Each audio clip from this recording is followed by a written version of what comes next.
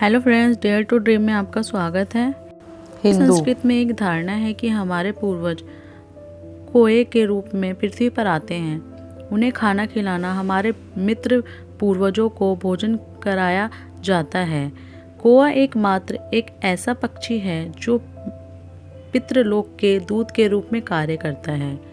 ये वायु के तत्व हैं और श्राद्ध का खाना इन्हें खिलाना पूर्वजों को श्रद्धांजलि अर्पित करने और उनकी आत्मा को प्रसन्न करने में मदद करता है।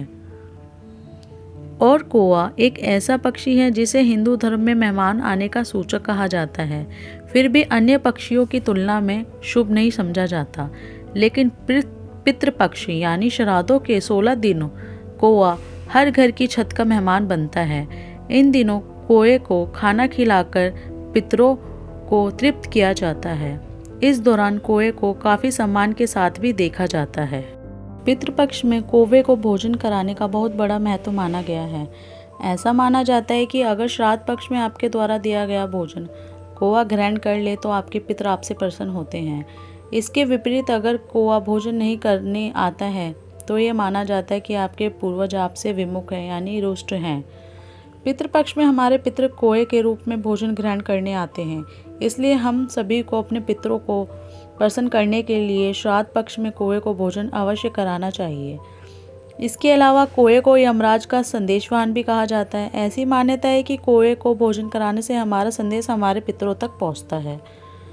शास्त्रों के अनुसार श्राद्ध करने के बाद जितना जरूरी ब्राह्मण को भोजन कराना होता है उतना ही जरूरी कोए को भोजन कराना होता है। माना जाता है कि कोए इस समय में हमारे पितरों के रूप धारण करके पृथ्वी पर उपस्थित होते हैं। आखिर कोए को ही भोजन क्यों कराया जाता है, क्या आप जानते हैं? इसके पीछे एक पौराणिक कथा जुड़ी है। तो कथा इस प्रकार है। भगवान श्री राम को सर्वश्रेष्ठ धनुधारी माना जाता था। प्रभु श्री राम कोंदंड नाम का धनुष बाण धारण करते थे। कहते हैं कि इस धनुष से जब बाण छोड़ा जाता था तो ये लक्ष्य को भेद के ही वापस आता था। एक बार की बात है कि देवराज इंद्र के पुत्र जयंत ने श्री राम की शक्ति को चुनौती देने के उद्देश्य से अहंकारवश कोए का रूप धारण किया और कहा जाता है कि इंद्र के पुत्र जयंत ने ही सबसे पहले कोए का रूप धारण किया था। ये कथा त्रेता युग की है।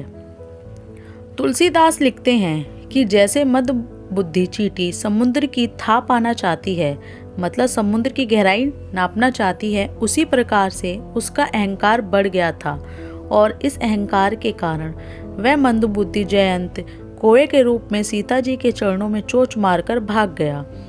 जब सीता जी के पैर में से रक्त बहने लगा तो रघुनाथ जी ने जाना और श्री राम जी ने वहीं पड़े एक घास के तिनके को अभिमंत्रित करके छोड़ दिया, जो बाण बनकर जयंत के पीछे दौड़ा। अब तो जयंत जान बचाने के लिए भागने लगा। वह अपने असली रूप धारण कर पिता इंद्र के पास गया, पर इंद्र ने भी उसे श्री राम का विरोधी जानकर अपने पास शरण में नहीं रखा। तब उसके हृदय में निराशा से भय उत्पन्न हो गया और वह भयभीत होकर भागता फिरा, लेकिन किसी ने भी उसको शरण नहीं दी, क्योंकि राम जी के द्रोही को कौन हाथ लगाए। जब नारद जी ने जयंत को भयभीत और व्याकुल देखा तो उन्होंने कहा कि अब तो तुम्हें प्रभु श्री राम ही बचा सकते हैं, उनकी शरण में जाओ। तब जयंत ने पुकार कर कहा, हे शरणागत के हितकारी, मेरी रक्षा कीजिए प्रभु श्री राम। तब वह श्री राम करता हुआ उनकी ओर भागा। श्री राम के चरणों में गिरकर उसने क्षमा मांगी। तब उसकी जान छूटी। फिर भी उसकी एक आंख घायल हो गई थी, क्योंकि प्रभु श्री राम का छोड़ा बाण कभी निष्फल नहीं जाता। और जब उसने अपने किए की माफ़ी मांगी तब राम ने उसे ये वरदान दिया है कि तुम्हें अर्पित किया भोजन पितरों को मिलेगा। तभी से श्राद्ध में कोए को भोजन कराने की परंपरा चली आ रही है।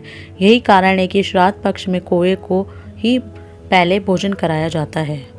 गरुड़ पुराण में पितृपक्ष के दौरान कोए को भोजन कराना सबसे उत्तम माना गया है। कोए का श्राद्ध पक्ष के दौरान इतना अधिक महत्व होने की एक खास वजह यह भी है, प्राचीन शास्त्र के अनुसार कोए यमराज का संदेशवाहक है और यमराज ने भी कोए को वरदान दिया था कि तुम्हें दिया गया भोजन पूर्वजों की आत्मा को शांति देगा। तब से भी ये प्रथा चली आ रही है। श्राद्ध पक्ष में कौए को खाना खिलाने से यमलोक में पितर देवताओं को शांति का अनुभव होता है। शास्त्रों में ये भी कहा गया है कि श्राद्ध के बाद जितना जरूरी ब्राह्मण भोजन होता है उतना ही जरूरी कौए को भोजन कराना भी होता है। ये अनूठा उदाहरण है जो हमें बताता है कि भारत के लोग अपनी संस्कृति के साथ पशुओं के प्रति भी प्रेम और आदर रखते हैं। वीडियो अच्छी लगी तो लाइक करें, शेयर करें और इसी तरह की वीडियो और कहानियाँ सुनने के लिए हमारे चैनल को सब्सक्राइब जरूर करें। Thank you friends.